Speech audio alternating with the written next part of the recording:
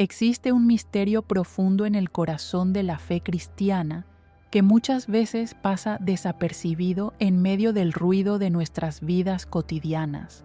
Es un misterio que conecta el primer aliento de la creación con el último suspiro de la redención, una historia de dos mujeres separadas por milenios, pero unidas por un designio divino que trasciende el tiempo. Cuando contemplamos la figura de María, la Madre de Jesús, no estamos simplemente admirando una mujer virtuosa del pasado, sino que nos encontramos ante la respuesta de Dios a la herida más antigua de la humanidad. Desde los albores de la Iglesia, los padres y teólogos cristianos han percibido en María algo más que una simple receptora de la gracia divina. Han visto en ella la antítesis perfecta, la respuesta simétrica y sanadora a aquella primera desobediencia que introdujo el pecado en el mundo. Esta comprensión no es una invención medieval ni una devoción piadosa sin fundamento, sino una verdad teológica profundamente enraizada en la Sagrada Escritura y en la tradición apostólica. Cuando los primeros cristianos leían el Génesis a la luz del Evangelio, cuando meditaban sobre el sí de María en contraste con el no de Eva, estaban descubriendo una de las claves hermenéuticas más hermosas de toda la historia de la salvación. Este paralelismo entre Eva y María no es una simple curiosidad teológica, es el testimonio de cómo Dios obra en la historia, cómo su misericordia transforma nuestras caídas en oportunidades de redención, cómo cada nudo que la desobediencia ha creado puede ser desatado por la obediencia amorosa. En este recorrido contemplativo nos adentraremos en esta verdad milenaria, no para satisfacer una curiosidad intelectual, sino para comprender mejor el plan salvífico de Dios y, sobre todo, para aprender cómo cada uno de nosotros está llamado a participar en este misterio de restauración y gracia. Para comprender plenamente el significado teológico de María como la nueva Eva, debemos primero sumergirnos en el contexto histórico y cultural en el que esta doctrina floreció y maduró en la conciencia de la Iglesia primitiva. Los primeros siglos del cristianismo fueron tiempos de intensa reflexión teológica, donde los padres de la Iglesia se esforzaban por articular la fe recibida de los apóstoles frente a diversos desafíos culturales y herejías emergentes. En el mundo grecorromano del siglo II, cuando San Justino Mártir y San Ireneo de Lyon comenzaron a desarrollar explícitamente el paralelismo Eva-María, la Iglesia se encontraba en un contexto profundamente influenciado tanto por el pensamiento filosófico helenístico como por diversas corrientes gnósticas que amenazaban la integridad de la fe cristiana. El gnosticismo, con su desprecio por la materia y su visión dualista de la realidad, negaba la bondad de la creación y, por tanto, la posibilidad de una verdadera encarnación. En este contexto, afirmar que María, una mujer de carne y hueso, había sido el instrumento elegido por Dios para la salvación del mundo, no era simplemente una devoción piadosa, sino una declaración teológica revolucionaria sobre la dignidad de la materia, del cuerpo y de la cooperación humana con la gracia divina. Los padres de la Iglesia, profundos conocedores tanto de las escrituras hebreas como del Nuevo Testamento, desarrollaron una hermenéutica tipológica que veía en los acontecimientos del Antiguo Testamento prefiguraciones de las realidades del Nuevo. Esta forma de leer las Escrituras no era arbitraria, sino que estaba enraizada en el método interpretativo judío de la época y en las enseñanzas del mismo Cristo y de los apóstoles, quienes constantemente mostraban cómo las antiguas promesas se cumplían en el misterio pascual.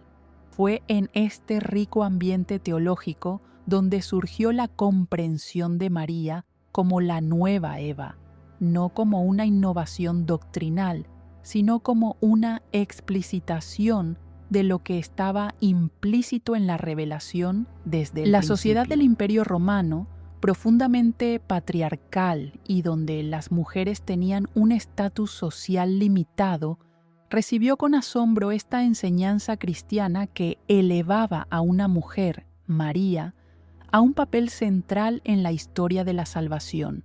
Esta doctrina representaba una verdadera revolución antropológica, afirmando que Dios había querido depender del sí libre de una mujer para llevar a cabo la redención del mundo.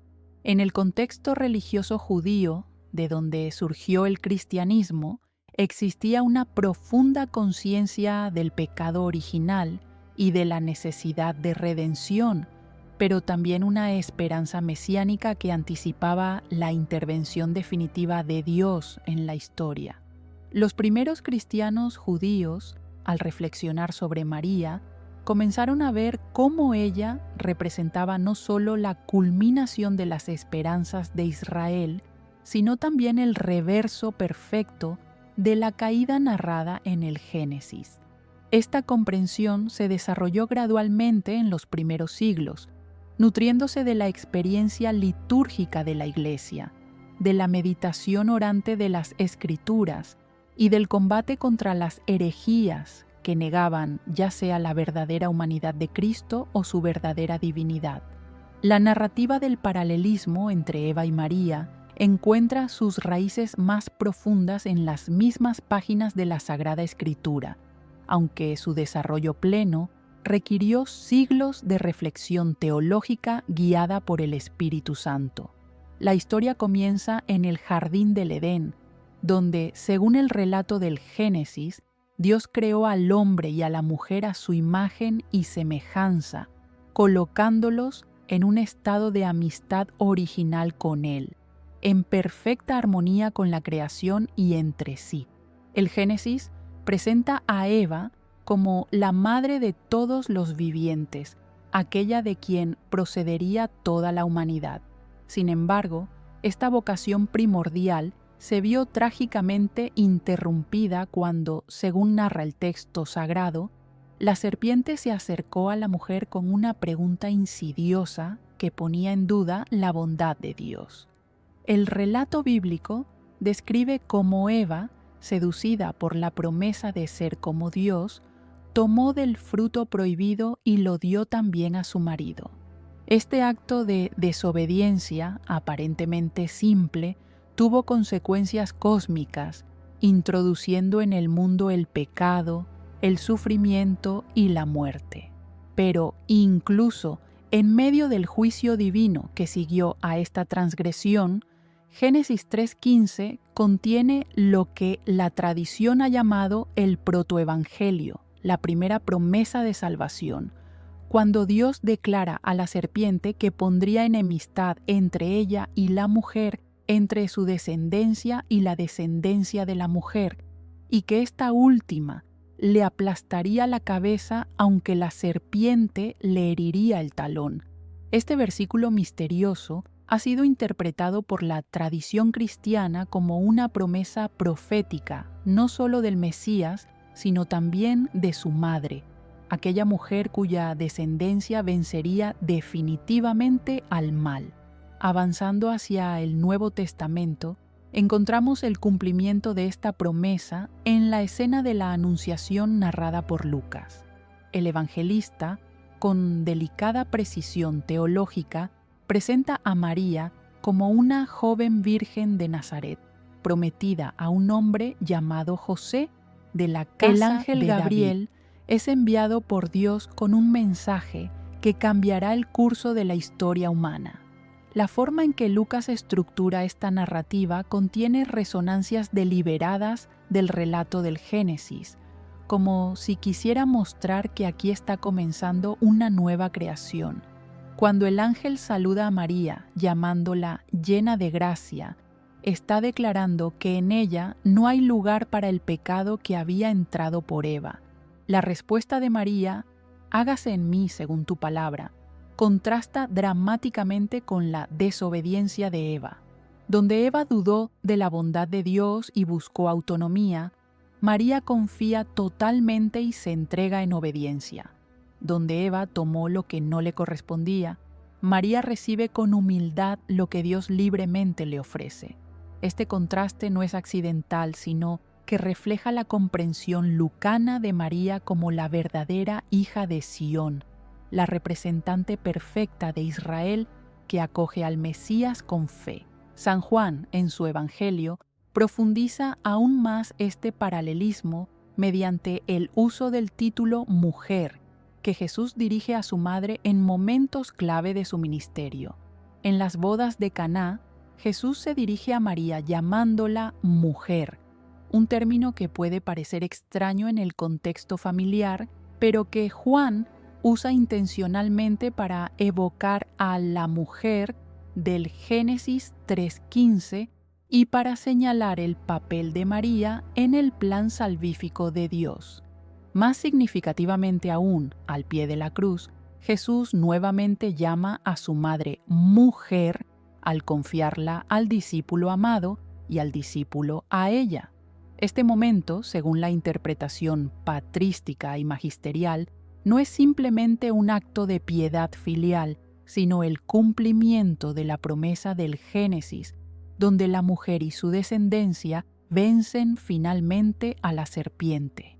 María, la nueva Eva, está presente en el momento culminante de la victoria de Cristo sobre el pecado y la muerte, participando en su sufrimiento redentor. El Apocalipsis de Juan añade otra capa a esta comprensión con la visión de la mujer vestida de sol, con la luna bajo sus pies y una corona de 12 estrellas, que da a luz a un hijo varón mientras es perseguida por el dragón. Esta figura misteriosa ha sido interpretada tradicionalmente como referencia tanto a María individualmente como a la Iglesia colectivamente, mostrando cómo María es la madre no solo del Mesías, sino de todos sus discípulos, cumpliendo así plenamente la vocación de Eva como madre de todos los vivientes, pero ahora en el orden de la gracia.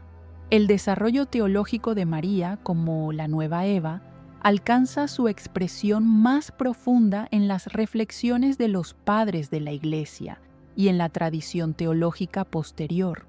San Justino Mártir, escribiendo en el siglo II, fue uno de los primeros en articular explícitamente este paralelismo, afirmando que así como Eva, siendo virgen e incorrupta, habiendo concebido la palabra de la serpiente, dio a luz desobediencia y muerte, así María, habiendo concebido fe y alegría cuando el ángel Gabriel le anunció las buenas nuevas, dio a luz a aquel por quien Dios destruye tanto a la serpiente como a aquellos ángeles y hombres que se volvieron como ella. San Ireneo de Lyon profundizó este entendimiento de manera magistral, desarrollando lo que llegaría a conocerse como la teoría de la recapitulación. Ireneo enseñaba que Cristo recapitula en sí mismo toda la historia humana, llevándola a su cumplimiento, y que en este proceso María desempeña un papel crucial como la nueva Eva. Según Ireneo, el nudo de la desobediencia de Eva fue desatado por la obediencia de María, porque lo que Eva ató con su incredulidad, María lo desató con su fe. Esta imagen del nudo que se ata y se desata es extraordinariamente poderosa y ha inspirado siglos de reflexión teológica y devoción mariana, incluyendo la advocación de María desatadora de nudos que tanto ha promovido el Papa Francisco. La lógica de Ireneo es simple pero profunda. Así como por la desobediencia de un hombre, Adán, entró el pecado en el mundo, así por la obediencia de un hombre, Cristo, vino la justificación, y paralelamente, así como por la desobediencia de una mujer, Eva, entró la muerte, así por la obediencia de una mujer, María, entró la vida. Este paralelismo no implica que María sea corredentora en el sentido de añadir algo a la obra salvífica de Cristo, sino que ella es la primera y perfecta redimida, aquella que cooperó plenamente con la gracia de Dios, de modo que el Verbo pudiera hacerse carne en ella. El Catecismo de la Iglesia Católica, recogiendo esta rica tradición, enseña que la desobediencia de Eva es contrastada con la obediencia de María, señalando que lo que ató la Virgen Eva por su incredulidad, la Virgen María lo desató por su fe. Este principio teológico fundamental muestra cómo Dios respeta la libertad humana incluso en su plan de salvación, queriendo que su entrada definitiva en la historia humana dependiera del consentimiento libre de una mujer. La teología del Concilio Vaticano II, especialmente en la Constitución Lumen Gentium, presenta a María como tipo y modelo de la Iglesia, mostrando cómo lo que se realizó de manera única en ella se realiza analógicamente en toda la comunidad eclesial. María es la nueva Eva, no solo en el sentido histórico de haber sido el instrumento humano de la encarnación, sino también en el sentido de ser el prototipo de la humanidad redimida, aquella que muestra lo que todos estamos llamados a ser, cooperadores conscientes y libres con la gracia divina. La fundamentación bíblica de esta doctrina se extiende más allá de los textos ya mencionados. San Pablo, aunque no desarrolla explícitamente el paralelismo Eva-María, establece el fundamento para él con su teología del primer Adán y el segundo Adán en su carta a los romanos y en la primera carta a los corintios. Pablo enseña que así como en Adán todos mueren, así en Cristo todos serán vivificados, estableciendo el principio de recapitulación que los padres posteriores aplicarían también al paralelismo femenino. La carta a los Efesios profundiza esta comprensión al hablar de Cristo como el esposo que ama a su esposa, la Iglesia, estableciendo un paralelo con el matrimonio original de Adán y Eva en el Edén. María, como madre de Cristo y figura de la Iglesia, participa en este misterio nupcial de manera única. Los textos proféticos del Antiguo Testamento, especialmente en Isaías, hablan de la Virgen que concebirá y dará a luz un hijo, una profecía que los evangelistas interpretan como cumplida en María. La expresión llena de gracia que Gabriel usa para dirigirse a María no es simplemente un saludo cortés, sino una declaración teológica de que ella ha sido preservada del pecado original, preparada por Dios desde toda la eternidad para ser la madre del Redentor. Esta preservación del pecado original, que la Iglesia define como la Inmaculada Concepción, es precisamente lo que hace posible que María sea verdaderamente la nueva Eva, aquella que no está manchada por el pecado que Eva introdujo en el mundo. La Iglesia, fiel guardiana del depósito de la fe, ha mantenido y profundizado esta comprensión de María como la nueva Eva a lo largo de los siglos mediante el ejercicio de su magisterio ordinario y extraordinario. El proceso por el cual la Iglesia discierne y articula las verdades de fe no es arbitrario ni resultado de especulaciones humanas, sino que está guiado por el Espíritu Santo prometido por Cristo a sus apóstoles.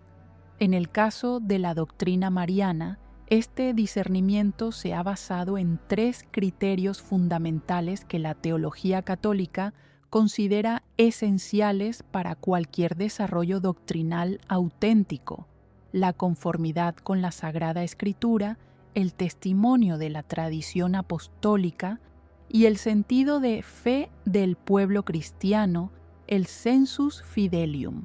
El magisterio de la Iglesia ha afirmado consistentemente el paralelismo Eva-María como parte de la comprensión católica de la Mariología. El Papa Pío IX, en la Bula Ineffabilis Deus de 1854, mediante la cual definió solemnemente el dogma de la Inmaculada Concepción, fundamentó esta enseñanza precisamente en la comprensión de María como la nueva Eva.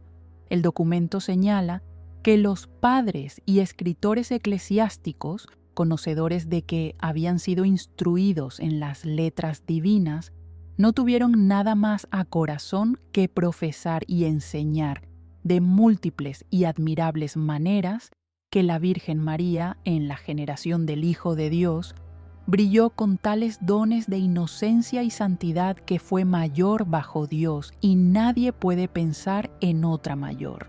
El Concilio Vaticano II, en su enseñanza sobre María contenida en el capítulo 8 de la Lumen Gentium, aunque adopta un tono más pastoral y ecuménico, mantiene firmemente esta doctrina tradicional.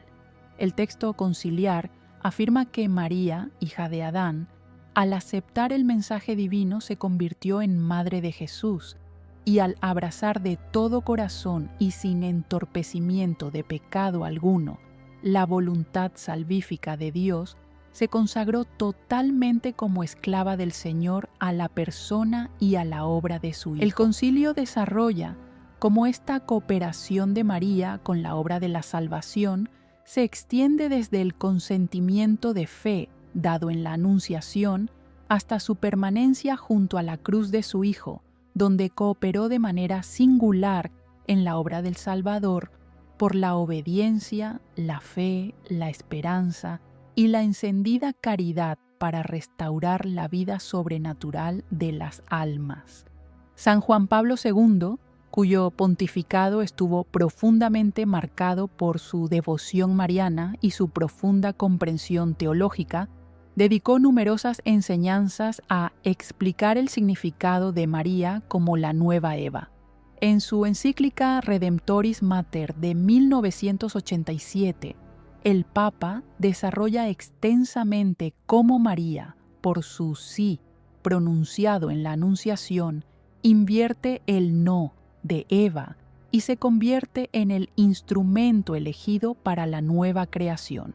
Juan Pablo II subraya que María es la nueva Eva precisamente porque es la primera y perfecta discípula de Cristo, aquella que realizó plenamente la vocación humana de responder a Dios con fe y amor. El Papa Francisco, continuando esta rica tradición magisterial, ha enfatizado la dimensión práctica y pastoral de esta doctrina. En sus catequesis sobre María, Francisco ha destacado cómo el paralelismo Eva-María no es una especulación teológica abstracta, sino una verdad que ilumina la experiencia concreta de cada creyente. La devoción a María desatadora de nudos, que Francisco promovió mucho antes de su elección papal, está profundamente enraizada en esta teología de María como aquella que deshace los nudos que el pecado ha creado en nuestras vidas, así como su obediencia deshizo el nudo de la desobediencia de Eva. Los criterios que la Iglesia ha utilizado para discernir la autenticidad de esta doctrina son los mismos que aplica a cualquier desarrollo teológico. Primero, la conformidad con la revelación contenida en la Sagrada Escritura y la tradición. La doctrina de María como nueva Eva no contradice nada de lo revelado en las Escrituras, sino que representa una profundización en el significado de textos como Génesis 3:15 y Lucas 1:38. Segundo, la antigüedad y universalidad de la creencia. Como hemos visto, esta comprensión se remonta a los primeros siglos del cristianismo y ha sido sostenida universalmente en el Oriente y Occidente cristiano. Tercero, la coherencia con el conjunto de la fe católica, especialmente con la cristología. La mariología católica siempre se comprende en relación con Cristo, y la doctrina de María como nueva Eva, lejos de oscurecer a Cristo, ilumina su obra redentora, mostrando cómo Dios respeta y eleva la libertad humana en su plan de salvación.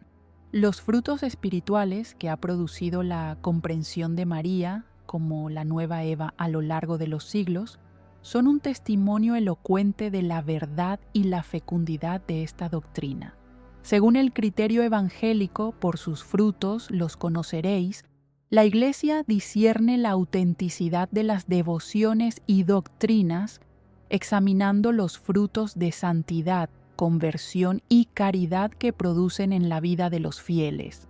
La historia de la espiritualidad cristiana está llena de testimonios de conversiones profundas inspiradas por la contemplación de María, como aquella que deshace los nudos del pecado. San Alfonso María de Ligorio, doctor de la Iglesia y gran mariólogo, desarrolló toda una espiritualidad basada en la mediación materna de María, entendiendo que, así como por medio de una mujer entró la muerte, por medio de una mujer vendría la vida. Sus escritos sobre María han inspirado innumerables conversiones y han profundizado la vida espiritual de millones de católicos. En épocas más recientes, la devoción a María desatadora de nudos, que tiene sus orígenes en una pintura del siglo XVII en Augsburgo, Alemania, pero que fue popularizada mundialmente por el entonces cardenal Bergoglio en Argentina, ha sido fuente de conversiones extraordinarias y de transformación espiritual para muchos. Esta devoción, profundamente enraizada en la teología patrística de María como la nueva Eva, que deshace los nudos creados por Eva, ha ayudado a innumerables personas a experimentar la misericordia de Dios en áreas concretas de sus vidas donde el pecado, las heridas emocionales o las situaciones complejas habían creado nudos aparentemente imposibles de desatar. Los testimonios recogidos en santuarios dedicados a esta advocación muestran cómo personas en situaciones de adicción, relaciones familiares rotas, problemas económicos aparentemente insolubles o luchas espirituales profundas han experimentado la gracia sanadora de Dios por intercesión de María. El impacto pastoral de esta doctrina también se evidencia en cómo ha moldeado la liturgia y la piedad de la Iglesia. Las antífonas marianas, especialmente el Ave Maris Stella y el Alma Redemptoris Mater, están impregnadas de esta comprensión de María como aquella que invirtió la maldición de Eva. La fiesta de la Inmaculada Concepción, celebrada el 8 de diciembre, es precisamente una celebración de María como la nueva Eva, aquella que fue preservada del pecado original desde el primer instante de su concepción para poder ser la madre del Redentor. Los milagros atribuidos a la intercesión de María, cuando son reconocidos oficialmente por la Iglesia después de rigurosos procesos de investigación, son otro fruto tangible que confirma la verdad de esta doctrina. Muchos de estos milagros ocurren en contextos donde los devotos invocan a María precisamente bajo este título de Nueva Eva o de desatadora de nudos, pidiendo su intercesión para deshacer situaciones aparentemente imposibles en sus vidas. La Congregación para las Causas de los Santos ha documentado numerosos casos de curaciones físicas inexplicables médicamente que han ocurrido tras la invocación de María, así como conversiones súbitas y profundas que han transformado vidas enteras. Más allá de los milagros físicos, los frutos de santidad en la vida de los fieles son quizá el testimonio más convincente de la autenticidad de esta doctrina. Santos como Maximiliano Kolbe, quien se consagró totalmente a la Inmaculada, entendida como la nueva Eva, vivieron vidas de heroica santidad y amor al prójimo que culminaron en el martirio. Madre Teresa de Calcuta, cuya devoción a María era profunda, veía en la Virgen el modelo perfecto de cómo responder al llamado de Dios con un sí incondicional, así como María había respondido en la Anunciación invirtiendo el no de Eva. La relevancia contemporánea de la doctrina de María como la nueva Eva es quizá más evidente hoy que en cualquier otra época de la historia. En un mundo marcado por la crisis de sentido, la fragmentación de las relaciones humanas y la búsqueda desesperada de autonomía absoluta, el mensaje contenido en este paralelismo teológico ofrece respuestas profundas a los interrogantes más urgentes de nuestro tiempo. Vivimos en una cultura que ha heredado y radicalizado el gesto de Eva, el intento de construir la propia existencia prescindiendo de Dios, creyendo que la autonomía absoluta es el camino hacia la felicidad. El resultado, como vemos a nuestro alrededor, no es la libertad prometida, sino una nueva esclavitud a las pasiones, a las adicciones, a las ideologías y a la desesperación. María, la nueva Eva, nos muestra un camino alternativo, el camino de la libertad auténtica que se encuentra no en la autonomía, sino en la entrega confiada a Dios. Su fiat, su hágase, no fue una rendición pasiva, sino el acto más libre y digno que un ser humano puede realizar, la aceptación consciente y amorosa del plan de Dios. En el contexto de la crisis de la familia y de las relaciones entre hombres y mujeres que caracteriza nuestra época, el paralelismo Eva-María ofrece una luz Eva especial. Fue creada para ser ayuda adecuada de Adán, para formar con él una comunión de amor que reflejara la comunión trinitaria. El pecado rompió esta comunión original, introduciendo la dominación, el egoísmo y la instrumentalización en las relaciones humanas. María, como nueva Eva, restaura la vocación original de la mujer no mediante la afirmación de una autonomía absoluta ni mediante la sumisión pasiva, sino mediante la libre cooperación con el plan de Dios. Ella es verdaderamente la mujer fuerte del libro de los Proverbios, aquella que en la libertad de su sí alcanza la plenitud de su dignidad y vocación. Para las mujeres de hoy, María ofrece un modelo que trasciende los estereotipos reduccionistas tanto del feminismo secular como del machismo tradicional, mostrando cómo la verdadera realización humana se encuentra en la libre respuesta al llamado de Dios según la vocación única de cada persona. La crisis ecológica que enfrenta nuestro planeta también encuentra luz en esta doctrina. El pecado de Eva y Adán no solo rompió la relación entre el hombre y Dios, sino también entre el hombre y la creación. El libro del Génesis narra cómo después del pecado la tierra fue maldita y produciría espinas y cardos. Esta ruptura de la armonía original con la creación se ha manifestado de manera dramática en nuestra época con la degradación ambiental, el cambio climático y la explotación irracional de los recursos naturales. María, como nueva Eva, es también figura de la nueva creación que Cristo inaugura, una creación reconciliada donde todas las cosas son restauradas en Cristo.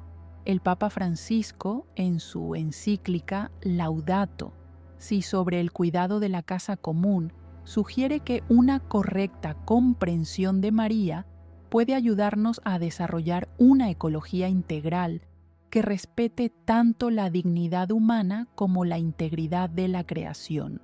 En el ámbito de la espiritualidad personal, la comprensión de María como aquella que desata los nudos creados por el pecado ofrece esperanza concreta a millones de personas que luchan con adicciones, heridas emocionales, relaciones rotas o situaciones aparentemente sin salida. La práctica espiritual de confiar a María los nudos de nuestra vida, aquellas áreas donde nos sentimos atados y sin libertad, no es una forma de magia piadosa, sino una expresión de fe en el poder de la intercesión de aquella que, por su obediencia, cooperó con Cristo en desatar el nudo fundamental del pecado original. Esta práctica incluye varios elementos. Primero, el reconocimiento honesto de nuestras ataduras y limitaciones. Segundo, la confianza en que Dios quiere nuestra libertad y sanación. Tercero, la intercesión de María como Madre espiritual que nos acompaña en el camino.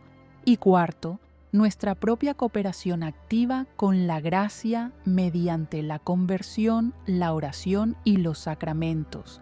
Para los jóvenes de hoy que enfrentan presiones culturales enormes y una crisis de identidad sin precedentes, María como nueva Eva ofrece un modelo de autenticidad y valentía. En un mundo que constantemente les dice que deben crearse a sí mismos, que la identidad es una construcción arbitraria y que la libertad consiste en ausencia de límites, María muestra que la verdadera libertad y la verdadera identidad se encuentran en el descubrimiento y aceptación del plan único que Dios tiene para cada persona. Su juventud cuando recibió el anuncio del ángel, su valentía para decir sí a una vocación que no comprendía plenamente, pero en la que confiaba, su disposición a ir contracorriente de las expectativas culturales de su época, todo esto hace de María un modelo particularmente relevante para la juventud contemporánea. Las orientaciones pastorales que emergen de esta doctrina son claras. La Iglesia está llamada a presentar a María no como una figura del pasado irrelevante para hoy, sino como la mujer del presente y del futuro, aquella que muestra el camino hacia la plenitud humana en Cristo. Esto implica desarrollar una catequesis mariana sólida, enraizada en la Escritura y la tradición, que ayude a los fieles a comprender el papel único de María en la historia de la salvación. Implica también promover una devoción mariana auténtica, que no se quede en sentimentalismos superficiales, sino que lleve a una verdadera transformación de vida. Y exige presentar a María en su conexión inseparable con Cristo, evitando tanto el exceso devocional que podría oscurecer a Cristo como el minimalismo que no reconoce el papel único que Dios mismo ha querido darle a María en su plan de salvación. Llegamos ahora al momento de la oración contemplativa, ese espacio sagrado donde las palabras dan paso al silencio amoroso y donde todo lo reflexionado se transforma en adoración y súplica. María, nueva Eva, Madre de la vida nueva, tú que con tu sí deshiciste el nudo de la desobediencia antigua, acógenos bajo tu manto maternal. Míranos con esos ojos llenos de misericordia que han contemplado el rostro de tu Hijo, y ayúdanos a decir nuestro propio sí al plan de Dios para nuestras vidas. ¿Cuántos nudos hemos creado en nuestra existencia, Madre amada? ¿Cuántas ataduras nos impiden ser plenamente libres para amar? ¿Cuántas heridas siguen sangrando en lo profundo de nuestro corazón? Tú que conoces el corazón humano porque lo viviste en tu propia carne, tú que experimentaste el sufrimiento junto a la cruz, tú que permaneciste fiel cuando todos huían, enséñanos tu fortaleza en medio de nuestras pruebas. Ayúdanos a confiar en que ningún nudo es tan complicado que la gracia de Dios no pueda desatarlo. Intercede por nosotros ante tu Hijo. Muéstrale las heridas que llevamos ocultas, los miedos que nos paralizan, las cadenas invisibles que nos impiden volar hacia la santidad. Que tu ejemplo de obediencia nos inspire no a una sumisión ciega, sino a una entrega consciente y amorosa a la voluntad del Padre.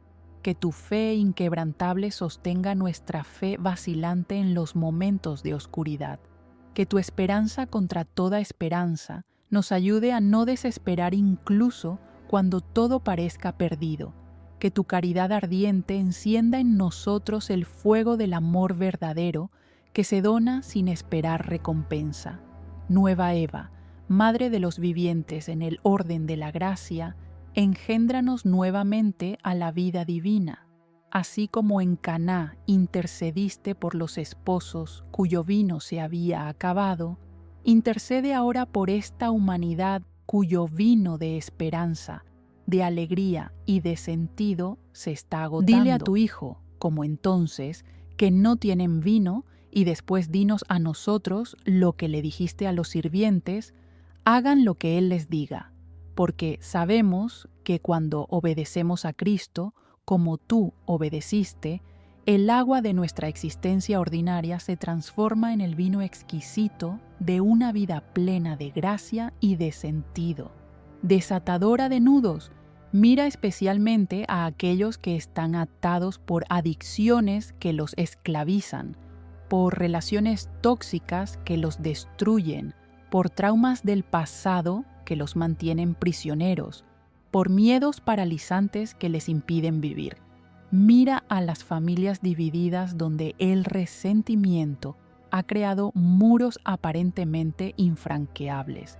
Mira a los jóvenes confundidos que buscan su identidad en propuestas vacías que prometen libertad pero dan esclavitud.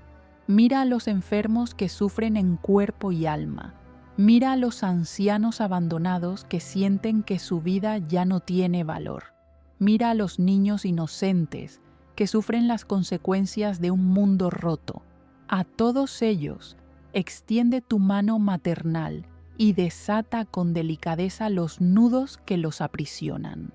Madre de la Iglesia, concédele a tu familia eclesial la gracia de ser verdaderamente imagen tuya, comunidad de discípulos que pronuncian su sí cotidiano al Evangelio y que cooperan con Cristo en la obra de desatar los nudos que oprimen a la humanidad. Que la Iglesia sea en el mundo signo eficaz de esa nueva creación que comenzó en tu seno virginal cuando el Espíritu Santo te cubrió con su sombra. Que los pastores sean padres misericordiosos que curan heridas en lugar de condenar. Que los fieles laicos sean levadura de santidad en medio del mundo. Que los consagrados sean testimonios vivientes de que vale la pena darlo todo por Cristo. María, tú que guardabas todas estas cosas meditándolas en tu corazón, enséñanos a meditar la palabra de Dios, a rumiarla en lo profundo de nuestro ser hasta que se convierta en carne de nuestra carne y vida de nuestra vida. Enséñanos tu silencio contemplativo, ese silencio fecundo que escucha antes de hablar, que acoge antes de juzgar, que comprende antes de responder. En un mundo lleno de ruido y de prisa, necesitamos aprender de ti el valor del silencio interior donde Dios puede hablar a nuestro corazón. Reina del cielo y de la tierra, Señora de todos los pueblos, Madre de todas las razas, mira este mundo fragmentado por nacionalismos, racismos, divisiones políticas e ideológicas. Tú que acogiste en tu seno al que vino a derribar todos los muros de separación, ayúdanos a construir puentes donde otros construyen muros, a tender manos donde otros levantan puños, a sembrar paz donde otros siembran violencia. Que tu presencia maternal nos recuerde que todos somos hermanos, hijos del mismo Padre, llamados a formar una sola familia humana. Oh Virgen Inmaculada, preservada del pecado original por los méritos de tu Hijo aplicados anticipadamente, ayúdanos a comprender que también nosotros, aunque heridos por el pecado, hemos sido redimidos y llamados a la santidad. Que tu inmaculada concepción no sea para nosotros motivo de desaliento, como si tu santidad te alejara de nuestra condición, sino fuente de esperanza, porque lo que Dios realizó en ti de modo único y singular, quiere realizarlo en cada uno de nosotros según su designio particular. Tú eres la primicia de la nueva humanidad, la demostración viviente de que la gracia de Dios puede transformar radicalmente una existencia humana, haciéndola partícipe de la vida divina. Estrella de la evangelización, guía a la Iglesia en su misión de llevar el Evangelio a todos los rincones de la tierra. En este tiempo de nueva evangelización, donde tantos han perdido la fe o nunca la han conocido, sé tú la estrella que guía a los evangelizadores, que los sostiene en las dificultades, que los anima en los fracasos aparentes. Que tu ejemplo de mujer creyente en medio de un mundo incrédulo inspire a todos los que intentan dar razón de su esperanza en contextos hostiles o indiferentes. Salud de los enfermos, consuelo de los afligidos, ayuda de los cristianos, refugio de los pecadores. Todos estos títulos con los que te invocamos no son simples palabras piadosas, sino expresión de nuestra confianza en tu intercesión maternal. Porque tú, que cooperaste de modo único con la obra redentora de tu Hijo, continúas ahora en el cielo esa cooperación intercediendo constantemente por nosotros. No te pedimos que hagas lo que solo Dios puede hacer, no te adoramos como si fueras divina, pero sí te veneramos como la más excelsa de todas las criaturas y confiamos en que tu intercesión es poderosa ante el trono de la gracia. Virgen del Magnificat, tú que cantaste las maravillas que el Poderoso había hecho en ti, enséñanos a reconocer y a celebrar lo que Dios hace en nuestras vidas. Tú, que proclamaste que Dios derriba a los soberbios y enaltece a los humildes, que llena de bienes a los hambrientos y despide vacíos a los ricos, ayúdanos a vivir según esa lógica del reino que invierte los valores del mundo. Que tu canto revolucionario de justicia y misericordia inspire nuestro compromiso por un mundo más justo y fraterno. Madre dolorosa, tú que estuviste de pie junto a la cruz mientras tu Hijo moría por nosotros, acompáñanos en nuestras cruces cotidianas. No te pedimos que nos libres del sufrimiento, porque sabemos que la cruz es parte inevitable de la condición humana y camino necesario hacia la resurrección, pero sí te pedimos que nos des tu fortaleza para cargar con nuestras cruces sin amargura, sin resentimiento, sin desesperación, transformándolas en instrumentos de redención por la gracia de Cristo. Que tu ejemplo de dolor fecundo nos ayude a comprender que ningún sufrimiento es inútil cuando se une al sufrimiento redentor de Cristo. Virgen asunta en cuerpo y alma a la gloria celestial, tú que ya participas plenamente de la victoria de Cristo sobre el pecado y la muerte, eres para nosotros signo de esperanza cierta y consuelo, porque lo que se realizó en ti de modo anticipado se realizará en todos los que mueren en Cristo. Tu asunción nos recuerda que nuestro destino no es la corrupción del sepulcro, sino la glorificación de todo nuestro ser, cuerpo y alma, en la resurrección final. Enséñanos a vivir con la mirada puesta en esa meta definitiva, relativizando las realidades penúltimas sin despreciarlas, pero sin absolutizarlas tampoco. Reina y Madre, acoge bajo tu manto protector a esta humanidad herida y confundida. Muéstranos a Jesús, fruto bendito de tu vientre. Enséñanos a amarlo como tú lo amaste, a seguirlo como tú lo seguiste, a entregarnos a su voluntad como tú te entregaste. Que toda nuestra existencia se convierta en un fiat continuo, en un sí renovado cada día al amor que nos creó, nos redimió y nos llama a la comunión eterna. Amén. Cuando concluimos esta meditación sobre María como la nueva Eva, no lo hacemos simplemente habiendo adquirido conocimientos teológicos interesantes, sino habiendo sido invitados a una transformación existencial profunda. El paralelismo entre Eva y María no es una curiosidad académica ni un tema para debates eruditos. Es una verdad que tiene el poder de cambiar radicalmente nuestra comprensión de nosotros mismos, de nuestra relación con Dios y de nuestro lugar en la historia de la salvación. Si Eva representa la humanidad que dice no a Dios buscando una autonomía ilusoria, María representa la humanidad que dice sí y descubre en esa entrega la verdadera libertad. Cada uno de nosotros se encuentra diariamente ante esta misma elección fundamental. Seremos como Eva, desconfiando de la bondad de Dios y buscando construir nuestra vida prescindiendo de Él. O seremos como María, confiando en que el plan de Dios para nosotros es mejor que cualquier cosa que podamos imaginar. Esta no es una elección que hagamos una sola vez, sino una decisión que debemos renovar constantemente en las circunstancias concretas de nuestra vida. El llamado que emerge de esta reflexión es claro y exigente, pero también lleno de esperanza. Estamos llamados a ser, cada uno a nuestra manera, nuevos desatadores de nudos en nuestro mundo.